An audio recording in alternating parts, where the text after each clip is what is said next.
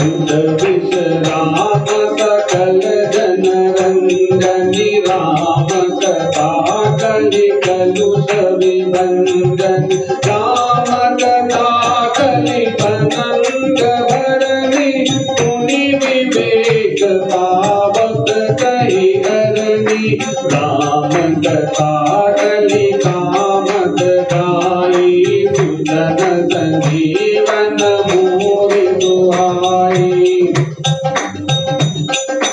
सोई वसुधा जल सुधा तरंगी भय भंजनी गम भेद भुवंदिनी सोई वसुधा जल सुधा तरंगी भय भंजनी गम भेद भुवंदी भय भंजनी गम भेद भुवंदी। राम कथा पंडितों को विश्राम देने वाली है, अर्थात पंडित अर्थात ज्ञानी लोगों को भी जिस कथा को सुनकर संतोष प्राप्त हो और उनके ज्ञान में वृद्धि हो, ऐसी है राम कथा। सब मनुष्यों को प्रसन्न करने वाली, कलियुग के पापों को नाश करने वाली राम कथा कलियुग में उस सांप मोरनी के समान है जो कलियुग के दोष रूपी मोरों को चुन चुनकर खा जाती है। जैसे मोर सांप को खा जाता है, उसी प्रकार यह राम कथा रूपी मोरनी कलियुग के पापों को चुन चुनकर खा जाती है। राम कथा में एक जीवन दर्शन है कि इंसान को जीवन कैसे जीना चाहिए, कैसे हम एक आदर्श पुत्र बन सकते हैं, आदर्श पत्नी बन सकते हैं, आदर्श भाई बन सकते हैं, आदर्श पिता बन सकते हैं, आदर्श राजा बन सकते हैं, आदर्श स्वामी बन सकते हैं, आदर्श मित्र बन सकते हैं, सभी प्रकार के पुरुषों में उत्तम बन सकते हैं। वैसे भगवान पुरुषोत्तम श्री राम की ये कथा है और विवेक रूपी अग्नि को प्रकट करने के लिए ये अग्नि के समान है। अग्नि क्या होता है? अग्नि एक यंत्र है। जब भी यज्ञ हवन किए जाते हैं तब माचिस की तीली जलाकर यज्ञ हवन की अग्नि को प्रज्वलित नहीं किया जाता। एक लकड़ी की बनी हुई यंत्र है जिसको लकड़ी पर मथा जाता है, जिससे जो अग्नि उत्पन्न होती है उससे हवन कुंड या यज्ञ कुंड को प्रज्वलित किया जाता है। इसी प्रकार हमारी बुद्धि रूपी यज्ञ को प्रज्वलित करने के लिए ये राम कथा अग्नि का कार्य करती है।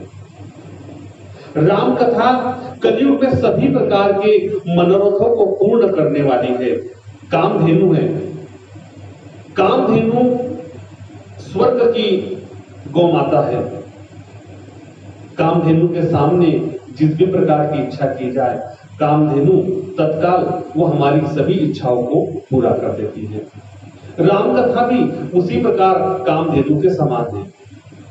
रामचरितमानस में जीवन दर्शन से जुड़े हुए बहुत सारे चौपाइयां है, दोहे है, छंद है, जिसको मंत्र के रूप में प्रयोग करके हम हमारे जीवन के कष्टों को जीवन की प्रसन्नता के लिए, समृद्धि के लिए उपयोग कर सकते हैं। जन्म मरण रूपी भय का नाश करने वाली है राम कथा। आदर्श जीवन कैसा जिया जाए ये बताती है राम कथा। आदर्श व्यक्तित्व का निर्माण कैसे किया जाए, आदर्श प्रबंधन कैसे किया जाए, सभी प्रकार के प्रबंधकीय गुणों से और मानवीय गुणों से, लौकिक और परालौकिक सभी प्रकार के गुणों से भरपूर है ये राम कथा।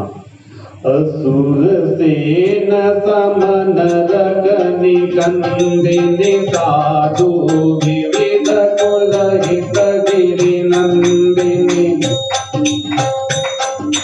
असुर सेन समन रगनि कंदिनि साधु विविध कुलहित गिरि नंदिनि। संत समाज पयोधि रमावि भार भर अचल क्षमावि।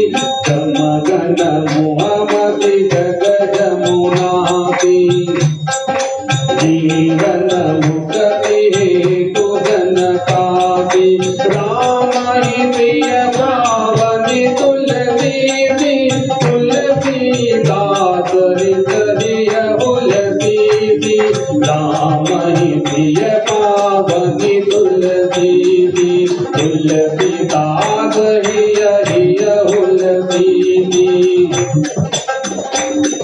राम कथा असुरों को मारने के लिए माँ दुर्गा है। जिस प्रकार माँ दुर्गा के सामने कोई असुर टिक नहीं सकता, उस प्रकार कपट, छल, छिद्र, मोह, मत्सर, काम, क्रोध, ये जो लोग इस टाइप के जो दुश्मन हैं, वो राम कथा का यदि हमने श्रवण कर लिया तो इस प्रकार के दुश्मन हमारे जीवन में कभी भी स्थान नहीं पा जाएंगे। ये साधु रूप देवताओं के लिए कुल का हित करने वाली माँ पार्वती है। संत समाजों के लिए ये माँ लक्ष्मी के समान है, जो अपने कंधों पर समस्त संसार का भार टिकाए रहती है। ये माँ जमुना के समान है, जो जीवन दायिनी है। श्री राम जी को तुलसी के समान प्रिय है और तुलसीदास जी को राम कथा तुलसी के समान। तुलसीदास जी की माता जी, जिस प्रकार तुलसीदास जी को अपनी माता जी प्रिय है, उसी प्रकार तुलसीदास जी को यह राम कथा भी प्रिय है। शिव प्रिय में कल सेल सुता